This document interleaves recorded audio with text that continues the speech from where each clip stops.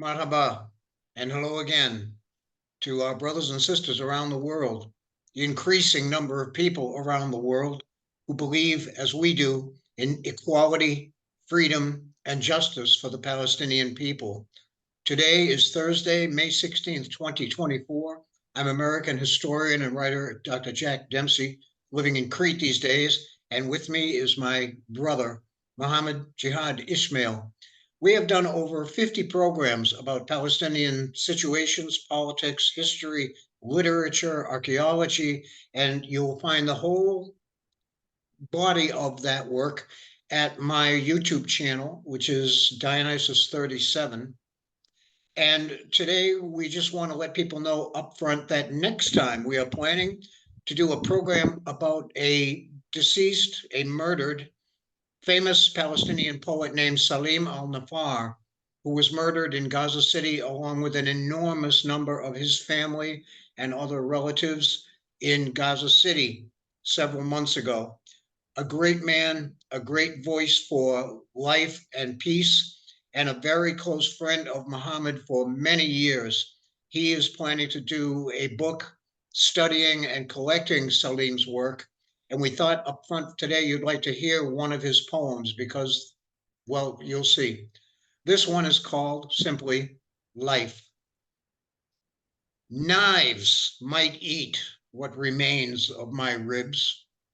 Machines might smash what remains of stones, but life is coming, for that is its way, creating life even for us. This is the voice of a man who believes and loves his people dearly, who spent his whole life giving them hope through the incandescent poetry that he has created. At our blog pages, jackdempseywriter.wordpress.com, jackdempseywriter.wordpress.com, you can see a selection. We lost Muhammad already. Maybe he'll come right back, so bear with us. We're also going to say that the terrible internet conditions where Muhammad is now in Deir al Balah, his original Gaza home, are so bad that we keep losing him. As you see, here he comes again. So we are going to struggle through, and we hope you'll understand that these conditions are endemic to Gaza in general. But we're still going to try to get these voices out there and the Palestinian point of view. So, Mohammed, hello. Once again, it's wonderful to see you as always. I'm glad to see you looking well and your family is as well as they can be. Welcome again. Anything you'd like to say right up front today? We have a number of topics about your situation and your experiences. So, take it over, Mohammed. Anything you'd like to say? Hello, brother. Uh, Hello, everybody. I am so happy to be talking with you today. In fact, we are under the threat of internet terrorism. Internet, unfortunately, is threatening. I am talking with you, and I am full of frustration from this bad internet. We are threatened at any moment to be without signal. But I hope we will be able to continue this program. Yes. Yes, brother. And that rumble people are hearing, Muhammad is in an open room with no windows in the building where his family's apartment is, and the wind is ripping through there sometimes and creating that rumble. Please bear with us because Muhammad is somebody that you'd really like to get to know. Muhammad, what else? Thank you, brother. Yeah, Salim was a great poet. He is the minor Darwish. We call him the minor Darwish. You know the famous Palestinian poet Mahmoud Darwish. Some critics are calling Salim the minor Darwish because he has the same school of poetry of Darwish. He is using the same style, the same language, and he used to talk about similar themes to those which Darwish used to talk about. So Salim is a very, very great poet. And right now, so many people doesn't believe that this man has disappeared forever. Always he used to chant his poems on radio, and so many people used to love his voice.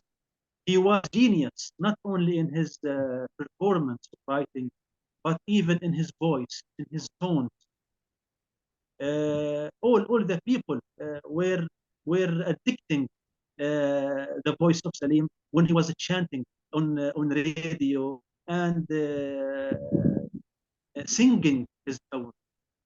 I And am he grew up. so sad for You yeah, had yes, told you brother. have told me about him that he grew up in a refugee camp in Syria, and he began his poetry by just, well, writing it down and, as you say, chanting it to the people in crowds. Nowadays, up until the time of his death and continuing, he was very famous among Palestinian people. His works were taught in their schools when their schools existed, and they continue at jackdempseywriter.wordpress.com to look at his work every day, the English speaking audiences. So again, we're going to create a program about him, and we're going to have another page of his poetry, which Muhammad is going to translate, and I will help with the English. And we think you're going to find it, as we do, an incandescent experience. Muhammad also very affectionately, well, he knew the man many years, and he called him a wild adventurer. So Salim became one of the first people who said, no, I am not leaving my home in Gaza City. We are not leaving. And so, before too long, a couple of months ago at least, the home was directly targeted, and about 13 people died with him. And as far as we know, he is still buried under the rubble of that house. Of course, recovery is virtually impossible. But we hope you won't miss that next program. And perhaps now, Mohammed, we can turn to your situation there in Deir al Balah, where your family home has been. Several months ago, you were driven from there down south to Khan Younis, where you stayed in a UNRWA sponsored shelter at a school. And then you were driven from there to Rafah, and you lived about a month or so, 6 weeks in a tent. And then, incredibly, you decided, no, this is not acceptable. They walked Muhammad's family, his three little children, his parents, 13 kilometers, harrowing miles every bit of the way, dodging bullets, seeing dead bodies, and they made it back to their home, and that's where they are today. Mohammed, tell us about your conditions there, because we do know that even before last year's October 7th, there was almost no clean water, very short amounts of food, no medicine, danger everywhere, drones flying overhead, and everything, as other observers have said, is 100 times worse now. So, how do you manage to find your food and water every day? How do you survive, Mohammed? Actually, we are struggling each day to find our most simple needs, to fulfill our most simple needs, our water, our food, our medicine. We haven't gas to cook our meals, to cook our food. So since the last October, now we have 7 months. We are collecting the wood, collecting the dried branches of trees, just to make a primitive fire in order to cook our food, the meals of our children. Uh, Recently, we started to wander everywhere, uh, just to look for dried leaves of trees. Unfortunately, we cannot find. Now, Deir al Balah is the most crowded town in Gaza Strip. I think we have between 800,000 to 1 million uh, people living inside this very, very narrow uh, piece of land. Yes, and this is because Israel ordered all the Palestinians, or advised them compassionately, I suppose you'd say, to go south to Rafah. And the conditions were absolutely horrible there. Now they have been told to leave Rafah for other safe areas that are not safe. And you are finding that hundreds of thousands of them have come back to your area in Deir al Balah. So it's very crowded there. One of the things that you've always described, Muhammad, is that the Palestinians are trapped between Israel's blockades of every kind of living supply that you could need or want, and Hamas, which is stealing whatever aid does get through and selling it at exorbitant prices to Palestinians who have almost no money. So while the food rots in the trucks, the refrigerator trucks, all the protein and grain and so forth, because of Israel's blockade, Hamas has made this worse by attacking the checkpoints and then stealing whatever aid gets through. They are like gangsters with their guns. And no one, Muhammad, I'd like to know what you think about this, that no one in all the investigation and looking for news that I try every single day, no one asks why Palestinian people have to pay for the free aid that comes from other countries. They are all these goods, and there are photos of it at our blog at WordPress. All these goods are marked clearly in multiple languages, not for sale. And yet that's exactly what's happening. Caught between the Israelis and the tyranny and brutality of Hamas, it's an impossible position, Mohammed. I don't know how you survive. Yeah, just before this issue, let me clarify. I want to clarify to the people who are watching us why Deir al Balah has become very, very crowded with the refugees. Yes, you are right. After the exodus from Rafah, Deir al Balah has become the favorite destination or the best destination for those people who are leaving Rafah. They are preferring Deir al Balah because it's more secure than Khan Younis, more secure than Nuseirat camp and other camps around Deir al Balah. And of course, they cannot go directly to the north because IDF is controlling the so-called Netzarim corridor, which is Yes. separating Gaza Strip into two halves. Yes. As a result, they are preferring Deir al Balah, so it is the favorite destination for those people who are leaving Rafah. Yeah, we are trapped between Hamas and Israel.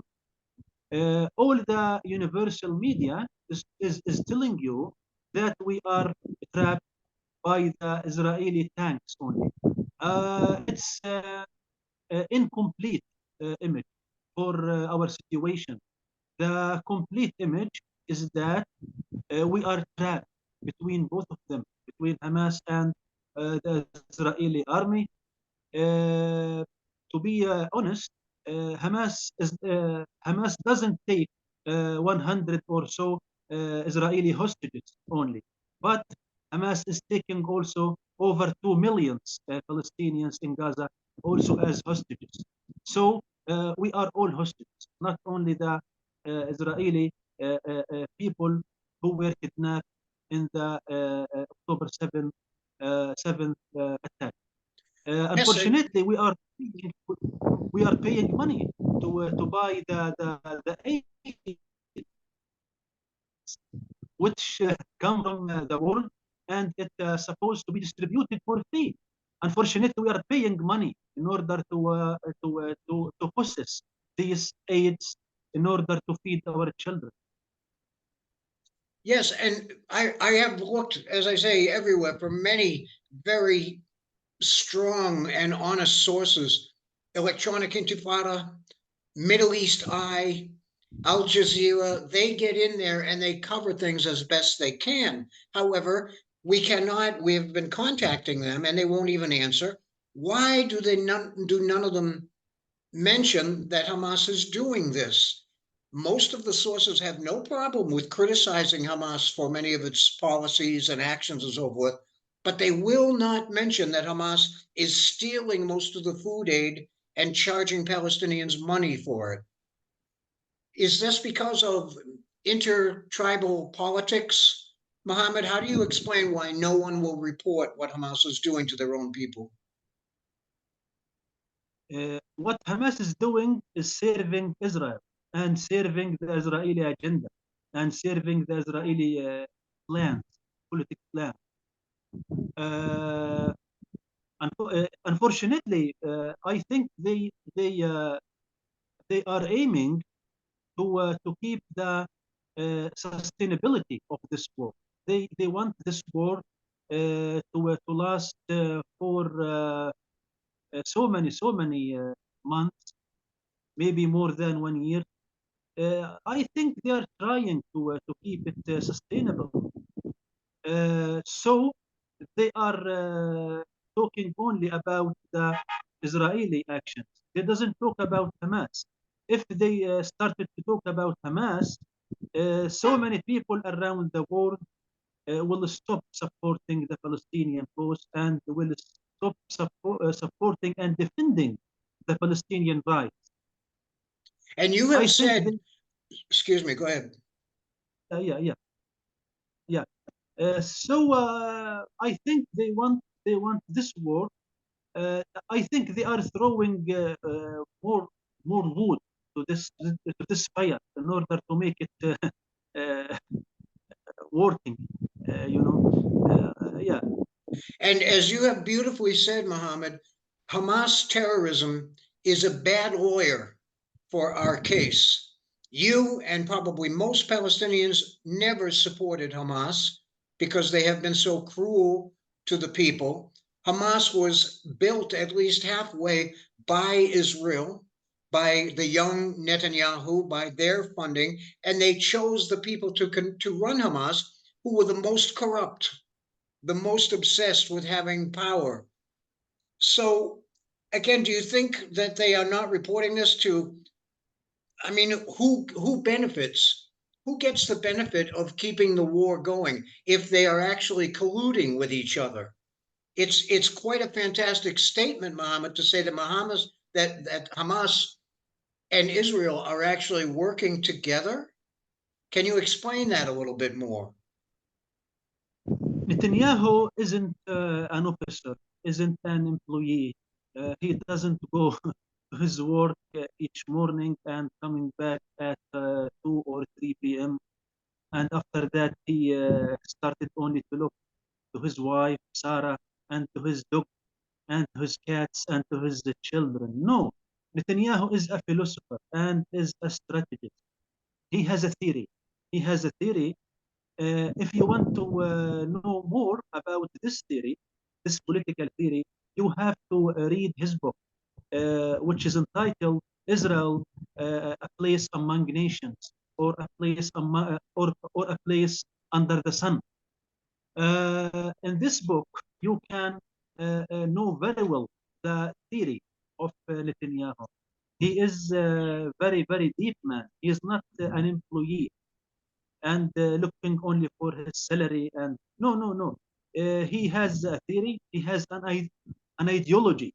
And starting from late 90s, right now, we have 3 decades. This man is working in an intensive way on this theory. He is implementing this theory. And what is Uh, it? What is it, and how does he benefit? yeah. There is no Palestinian state. There is no Palestinian state. Making the Palestinian state is impossible. Yeah, this is Netanyahu's theory. He is calling for one thing, which is the economical peace. He say or he states that we can make a compromise with Palestinians only in the economical sphere. We can make an economical compromise, economical peace, but there is no political compromise, because there is no Palestinian right in having an independent country. This is briefly Netanyahu's theory. After Hamas coup against PA in Gaza in the year 2007, Netanyahu used to support Hamas by so many different ways. He used to beg money from Qatar, from other Gulf states, Arab states, in order to enrich Hamas budget. And to divide the Palestinian people so they cannot together struggle for their homes. He used to support the Palestinian contradiction. There is a political contradiction between PLO and Hamas. Yes. He used to support, he used to feed this Palestinian contradiction. By feeding and supporting this Palestinian contradiction, he can implement, and he can support his theory, which is finishing any possibility, killing any possibility for making a Palestinian independent country. Because whenever you are separated, divided, when you have two governments, one in Ramallah and another in Gaza, you will not be able to make one country. You must be separated. You must be divided. This is Netanyahu's strategy, and this strategy is supporting the implementation of his theory, which is there is no Palestinian country. There is only one possibility, which is the economical peace. You can have so many thousands of job vacancies for Palestinian workers. You can come to Israel to have work, to have salaries. We can make some sort of economical improvement inside Gaza and West Bank, but please don't talk about making the Palestinian state or the Palestinian country. There is no Palestinian sovereignty. So he wins both ways by dividing the Palestinians to prevent any kind of elections that have not happened in, I think, almost 20 years, so that no new leaders with better ideas than Hamas and the corrupt PA can come to the front and actually help Palestinian people to have the life that they used to know alongside the Jewish people. They used to live in peace. When your family lived in the old village of Shaphir, they had a mosque, a temple, and a church, just like many of the major Palestinian towns did. They lived more or less as neighbors and in peace. And after 1948, with the arrival of the real hardcore Zionists, all this began to fall apart. Muhammad, I'd like to ask you more about your immediate conditions and situation as well. We know that the food is almost impossible to get, and it's becoming more scarce between Israeli and Hamas actions. There are poisons everywhere in the soil, in the air, in the water, from the unbelievably intense bombardments. Cordite, sulfur, magnesium, high explosive residues that will cause cancer now and for many years down in the future. There are plagues of insects. There are snakes that come into people's tents and homes to eat the insects, and some of them are poisonous. There are scorpions, and there is uncollected trash everywhere. It must be one of the most horrific environments that any human being could imagine. Do you want to tell us more about what you're going through day by day? Yeah, in fact, the environmental situation is so terrible. We have different kinds of pollution. Everything is polluted. The air, the soil, the water, the people themselves are polluted. They are polluted with so many infections, so many diseases, so many pandemics. If you go to UNRWA clinic at morning, you will find a very, very long queue extending You, like a very so many long hundreds line. of yeah, very long line of people just crowding in front of UNRWA clinic, trying to get some antibiotics, some sugar, hypertension medicines. It's a very, very, very awful scene. So Also, are there still UNRWA agencies working there, even though the funding has been cut off for them? Are they still there operating and helping people? yeah, they are operating, they are working, but in a humble way, not in a large scale. They are trying as possible as they can to help and to serve the people. Yeah. Also, as what you just mentioned, garbage or trash is not being removed away. This garbage is making a headache, a severe headache for people. You cannot imagine.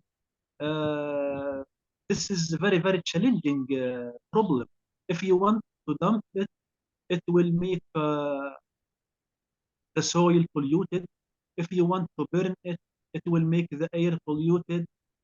If you want to keep it heaping on the streets sides, also it will make so many problems. It will grow the insects, the wild animals will come there, wild dogs, wild animals, etc., snakes, as you just mentioned. So the situation generally is very, very bad. Everything is polluted. All the people are suffering from diseases, from infections. And I don't know what. like your children, they're suffering from anemia, a lack of good nourishing diet, such that we thought of the idea that if you try to cook your food in an iron skillet, some of the iron will pass into the food and help with your anemia condition. But on top of all this, Mohammed, there is bombing. You mentioned 2 days ago that from dawn until sunrise, there was continuous shelling and bombing, even in this area that has been designated, once again, falsely, as secure. And the conditions that this inflicts on people, your children, when these explosives go off, they are losing control of their urine. They are wetting themselves in absolute terror. A close friend of yours, our friend, a brother that we call Taufik, is an engineer, and he has lost his entire family, and he is being treated now with some medications to help depression. How do people survive the psychic pressure, Mohammed? Yes, brother. I am so sad for Tawfiq. He is very, very tired. He lost 14 persons. His family, the entire family, his family, his aunts, his uncles, the entire family, 14 were killed in one air raid, was targeting their house. He was the only survivor, the only survivor. Yeah.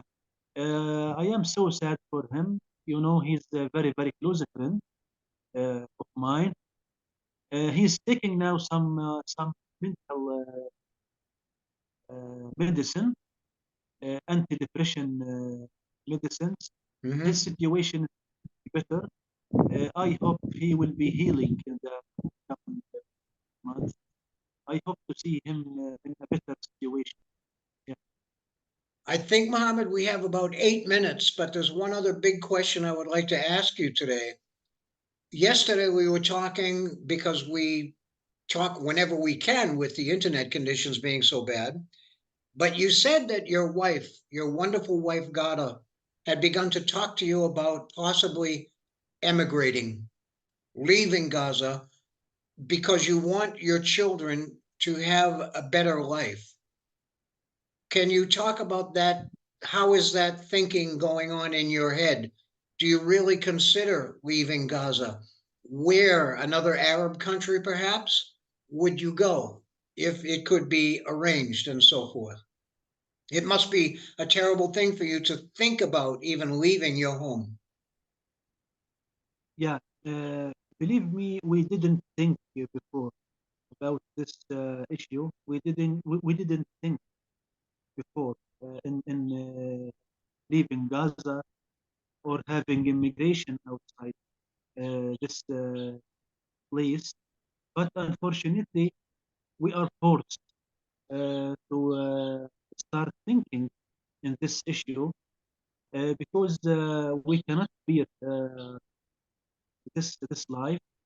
You know, I lost so many loved ones, family, my friends, my neighbors. Me personally, I were about to be murdered so many times, but maybe a miracle from the Lord has saved and saved my soul. Uh, Here in Gaza, if you want to stay living in your place, you have to be under a continuous threat to be killed, to be injured. Uh, so even my mother started to ask me the same thing. Started to advise me to go out after this war finished. She told me last night, Muhammad, that's enough. I lost your brother. Uh, I have only two sons, you and your brother. I lost one, so I lost the half. I don't want to lose the second half, which is you. Please, if you can escape, do it and escape. Take your children. Maybe they can have a better chance for life. So both of my wife, Yada, and also my mother, both of them started to make a pressure on me, asking me to take this uh, act. So we started really to think about this option. And Gada said something very powerful. She is a wonderful, brilliant woman. And you told me yesterday that she said to you, you asked her why this idea of emigrating, leaving Gaza has come to her. And she said, because I don't want our children to grow up and to blame us for the misery of their life. We want to give them a chance to have a real human life, but we don't want them to grow up and blame us for that. It speaks about a terrible burden in your hearts that there is so little right now it seems you can do for the young ones. I don't know what could be more painful and more important, brother. Yes, yes, yes, brother. That's right. She told me we have to think about the future of our children. I don't want in the future to listen them blaming me or blaming you. We don't know how their future is going to be like. Maybe in the future, maybe in the future, one of them will be harmed, will be murdered, will have cancer, will have crisis in his life. Uh, Life here in Gaza is very, very painful. One of my friends, he is a novelist and he is a mutual friend between me and Salim, has written something important. He wrote and said that who who is lucky here in Gaza, he died. The dead people here in Gaza, they are the really lucky people because they go to the rest, they go to live in eternal rest. But unfortunately, we still suffer. I mean, of course, the living people. The living people will still in the suffering, in the painful life. But those people, the victorious people, who are they are the killed people or the murdered people, And you know, to the Muhammad, eternal. it's such a measure of the human misery, the needless, tragic human misery that's being inflicted on you, that this is exactly what many people say when they think about nuclear war. If there was a nuclear war that enveloped the world, they always say the lucky people would be those who die instantly. How can any people be pushed to such thinking in their hearts? It's by cruelty and needless misery being inflicted on them. And for what? We see Ben Gvir and Smotrich and Netanyahu and other people in the government coming out and saying, now we need to go in and settle Gaza. We need to go in and remove the people and settle Gaza, I suppose, to create luxurious hotels and condominiums along the beachfront there, which they have already destroyed and poisoned completely. But this points to something else, Muhammad. The meaning of the word settlers, the settlers, they always call them the settlers, as if they are people riding in their Conestoga wagons out into a wild, empty country and they are bringing civilization. But most people do not understand. Israel itself, the state of Israel, calls the settlers their internal army. They are the people on the cutting edge every day, stealing more of the land, shooting at people, cutting down their trees, destroying their access to water, their farmland, and so forth. They are not innocent. They are not innocent. They know what they are doing, and they talk about it with such bravado. I'm afraid that we're going to run out of time, Mohammed, and I want to leave the rest of it to you. Any thoughts on that subject? And anything else you'd like to add for today? Yeah, brother. Yeah, I am against making the stereotypes. Stereotyping this issue is totally wrong. Not all the settlers are offensive, are killers. We have to divide them into two groups, two teams. Some of them are offensive, are wild, are Fanatics. violent. Yeah. But others are totally peaceful, and we have to say that we still have so many people who are believing in peace inside Israel. Why should we neglect that? Yeah, why? So it's a bad stereotype. We haven't to say that, but we have to say that we have both kinds of people. Some people are accepting the Palestinians as neighbors Yes. uh, in a neighboring independent country. Others are violent terrorist people who are looking only to harm the Palestinians and to Yes. kill them. Mohammed, we have to close. I want to thank you as always for your thoughts and your courage. We respect and love you, and we are not going to give up in every kind of support we can create for you. Thank you for this episode.